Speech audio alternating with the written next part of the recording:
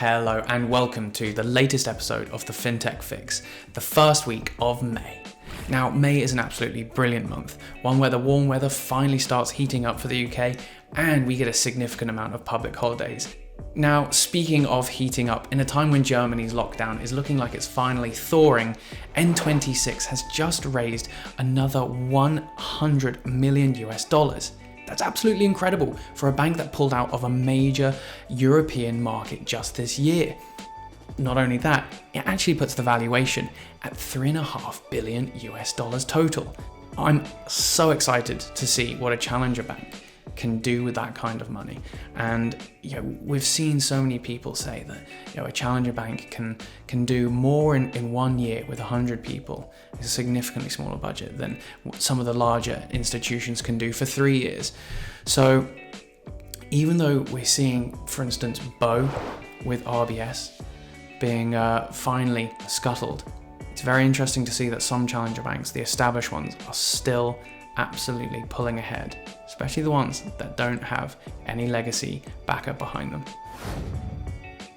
Now, second up is the news that Revolut has opened up its actual bank over in Lithuania, allowing 300,000 of their customers over there to deposit salaries and actually deposit money and funds that are now going to be protected under various different schemes in Lithuania. Now, this is very interesting for the challenger bank because it means they're going to start being able to offer services to the Baltic and Central European region that they weren't possibly going to be able to do just as a purely digital bank. But some people might say, in the words of Obi-Wan Kenobi, "You were the chosen one!" But we shall see if this changes the very nature of these challenger banks. Now, third up is the news that because of COVID-19, the FCA has decided to extend its SCA, or Strong Customer Authentication regulation, for another 6 months. Now, they've done this to minimize the disruption to consumers and merchants in an industry, when we're talking about retail, that has been significantly hit by Corona. This is absolutely brilliant news because it gives a lot of payment specialists and it gives a lot of retailers times to actually delve down into the regulation and see where some of the risk may lie. Ultimately, a lot of the banks are struggling to really also comprehend the level of risk that might come about because of SCA, and it'll be really, really important for people to finally be able to hash out this conversation rather than just put it straight through like it was going to.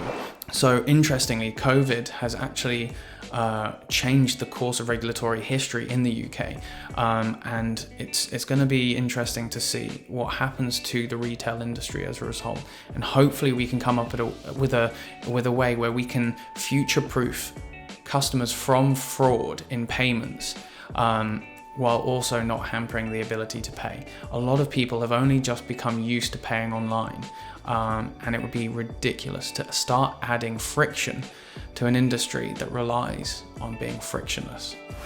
Thanks for watching this week's episode of the Fintech Fix. I know it's been a short one, it's been a short week. I hope you have a great public holiday if you have one. I'm certainly going to enjoy it. And make sure to check the rest of the series out at www.fintech.finance or youtube.com. See you there.